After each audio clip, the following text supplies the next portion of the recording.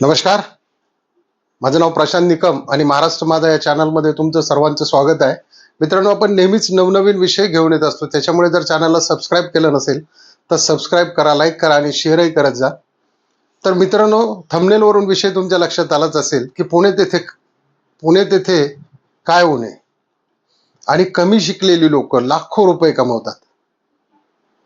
पुणे आणि मुंबई अशा मेट्रो सिटीमध्ये, या महानगरामध्ये, मुंबईला तर लोक आईच म्हणतात, कारण तिथं कुणीही उपाशी राहत नाही. त्याचबरोबर आपलं पुणे येथे सुद्धा कित्येक कमी शिकलेले अडाणी लोक, ज्यांचं शिक्षण 10वीच्या आत आहे, 5वी आहे, 6वी आहे, 7वी आहे, 4थी आहे, अशी लोक पुण्यामध्ये लाखो रुपये महिन्याला कमवतात. एक वेळेस शिक्षण घेतलेला, म्हणजे बऱ्यापैकी शिक्षण घेतलेल्यांना सुद्धा 15-20-30 हजाराच्या नोकऱ्या असतात. परंतु ही जी लोक आहेत कमी शिकलेली, ही व्यवसायाच्या शिक्षणातून मात्र ही चांगल्या शिक्षितांना सुद्धा मागे टाकलेले यांनी उत्पन्नात. तर असे कोण कोण आहेत की बाबा, कुठले कुठले व्यवसाय आहेत की ज्याच्यामध्ये ही लोक पैसे चांगल्या पद्धतीचे कमवतात? तर त्याच्यातला एक दैनंदिन जीवनामध्ये लागणारा जर आपण पहिला व्यवसाय जर पाहिला तर तो आहे भाजीचा. म्हणजे जी काही किराणा दुकान आहेत, त्या सर्व किराणा दुकानामध्ये आज तुम्ही बघा की समोर भाजीचा व्यवसाय केला जातो, जोडधंदा म्हणून. परंतु हा जोडधंदा नसून मित्रांनो, इथे काय करतात की समजा आपल्याकडे बघा राजस्थानी लोकांचे जास्त दुकान आहेत, तर ते काय करतात की समजा इथून शेवळवाडीचं मार्केट आहे किंवा गुलटेकडीचं मार्केट आहे, ऑलमोस्ट शेवळवाडीच्या मार्केटला काय करतात ही लोक आल्यानंतर, समजा जर एखाद्या शेतकऱ्याने जर 1000 कोथिंबीर किंवा 2000 कोथिंबीर आणली असेल, तर ही 10 लोक एकत्र होतात आणि प्रत्येकी 100-100 जुड्या अन्न घ्यायच्या असतात. परंतु एकत्र येऊन हे पूर्ण गाडी घेतात कमी रेटमध्ये. म्हणजे समजा कोथिंबीरीचा रेट 2-5 रुपयांनी त्यांनी घेतल्या 1000 गड्ड्या 5000 रुपयाला, तर मात्र हे बाहेर जाऊन एक गड्डी ही 20 रुपये, 25 रुपये, 30 रुपये दराने विकतात. कारण त्याच्यामध्ये त्यांना थोडी खराब होण्याची पण भीती असते, म्हणून ही चौपट पाचपट नफ्यावर भाजी विकली जाते.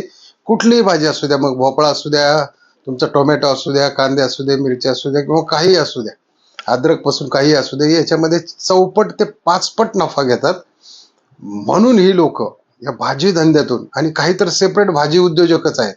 आता जर तसं पाहिलं तर बघा, मार्केटमधून घेतात आणि लगेच बाहेर तिथे बसून, समजा जर त्यांनी पूर्ण जो म्हणजे माळवे असते, आपण समजा बटाटे वांगे असतील, कारले वगैरे सगळं काही त्यांनी जर 1000 रुपयाचं घेतलं, तर ते राहिलेल्या 2 तासामध्ये त्याचे 2-3 हजार रुपये करून घरी निघून पण जातात.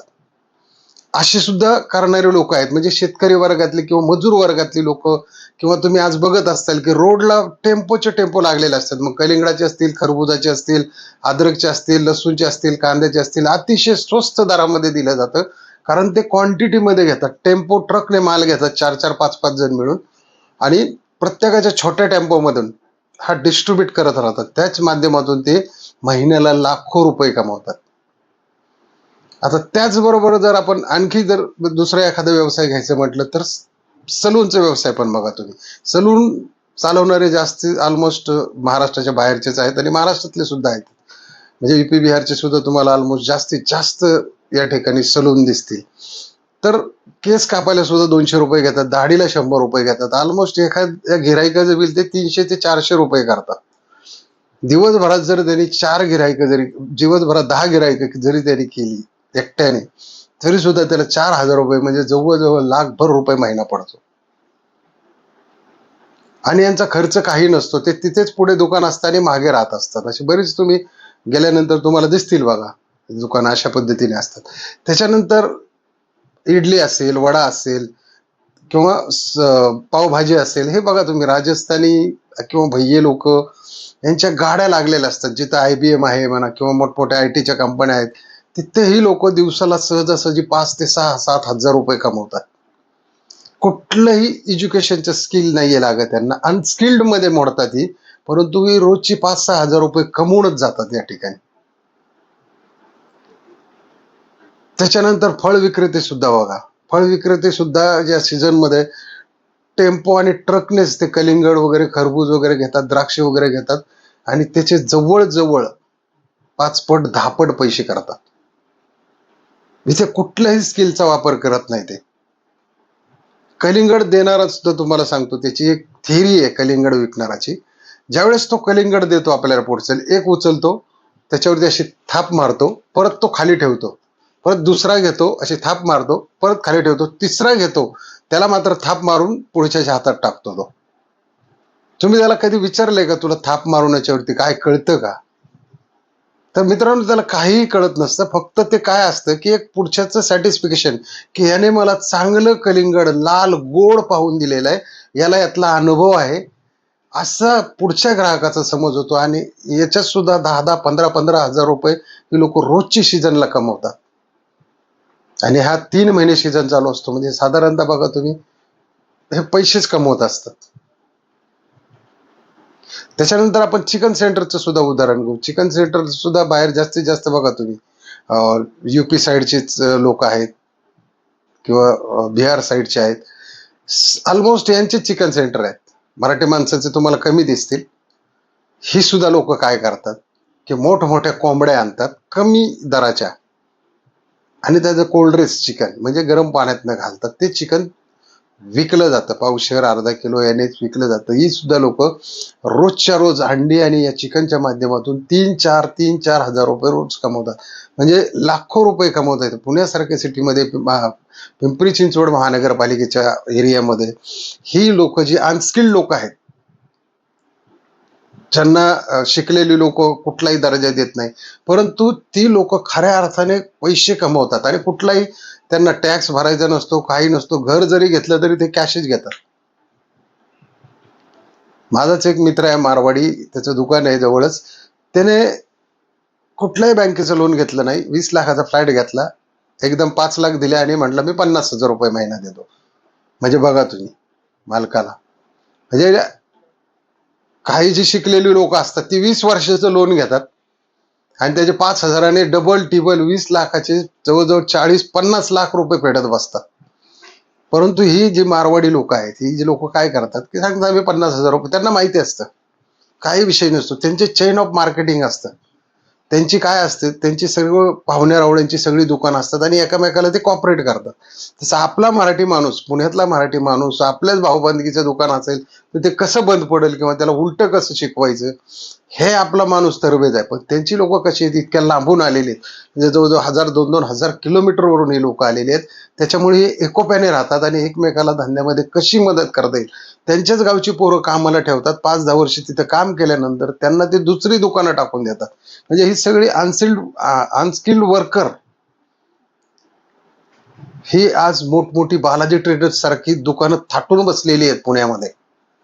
पुण्यामध्ये कमीत कमी 5-10 हजार बालाजी ट्रेडर्सची दुकानं असतील आणि खूप मोठ्या पत्र्याच्या शेडमध्ये मारलेले असतात. आणि शिवाय क्वालिटी क्वांटिटी मेन असते त्यांचं. राईट रेट, राईट वेट, सगळ्या गोष्टी, आणि क्वालिटी सुद्धा सुपर क्वालिटीचे. ड्रायफ्रूट म्हणा तुम्ही, कुठल्याही गोष्ट कॉम्प्रोमाइज करत नाही ते, डुप्लिकेट धंदाच करत नाही.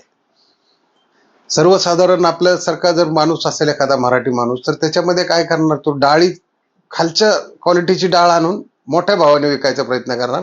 पण ते काय करणार, तीच हाय क्वालिटीची डाळ आणून आपल्यापेक्षा 10 ते 20 पट 100 पट टर्नओव्हर कमी मार्जिनवर करतात.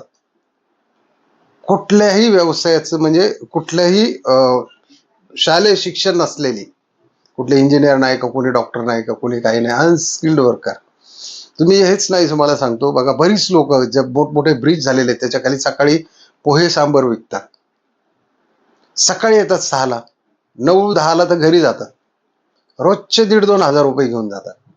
70-80 हजार रुपये महिना एक पोहेवाला सुद्धा कमवतो. अशी ह्या पुण्याची, म्हणून म्हटलं जातं की पुणे तिथे काय होणे. आणि ही जी लोक आहेत ती कशा पद्धतीने या ठिकाणी पैसे कमवतात. अहो, साधी जी रद्दीची दुकानं आहेत, आता रद्दीच्या दुकानाला भांडवल किती लागतं, साधारणतः 5-10 हजार रुपये लागतात रोजच्या खिशामध्ये.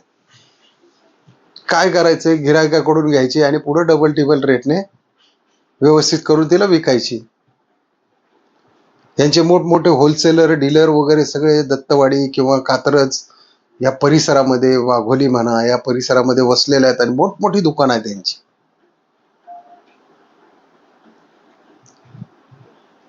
इथे कुठली शिक्षणाची आट नाही, वयाची आट नाही, काही नाही.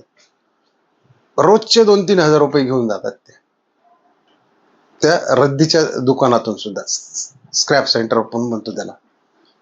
दिसायला तुम्हाला धंदे ते असे वाटतात की काही नाही काही नाही, पण एक एक रद्दीवाल्याने सुद्धा 50-50, 60-60 लाखाचे त्यांनी फ्लॅट खरेदी केलेले आहेत, जी गेली 5-10 वर्ष या धंद्यामध्ये काम करतायत.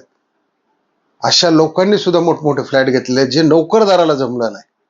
कारण नोकरदाराचं कसं असते मेंटॅलिटी, की त्याला त्याचे मुलांना पहिलेच केजी, त्याच्यानंतर काय सिनियर केजी, ज्युनियर केजी, त्याचे पोशाख हे ते आमकं करता करता वर्षाला त्याचे ₹1,00,000 फी तिथंच जाते. पोरगं 10वी येईपर्यंत हाही घालटून गेलेला असतो आणि ती पुढची फी भरता येत नाही. मग घे परत घाल आरटला, त्याला काही समजत नाही, काही शिकणं होत नाही. पण ही लोक काय करतात, जे कमी शिकलेले आहेत, यांच्या डोक्यात एकच असतं की आपल्याला हे बघा, शिकून सुद्धा काय करायचंय, पैसाच कमवायचा आहे. आणि कमी शिकलेल्यांना सुद्धा काय याच्यामध्ये पैसाच कमवायचा आहे. एम म्हणजे मधला मार्ग काय, की आपल्याला पैसे कमवायचे. मग तो कुठलाही मार्ग, चोरीचा सोडू ना, मग तो कुठलाही मार्ग असो, की मग तिथे काय होतं, की इथं हे जे कमी शिकलेले लोक आहेत, हे जास्त डोकं लावत बसत नाही.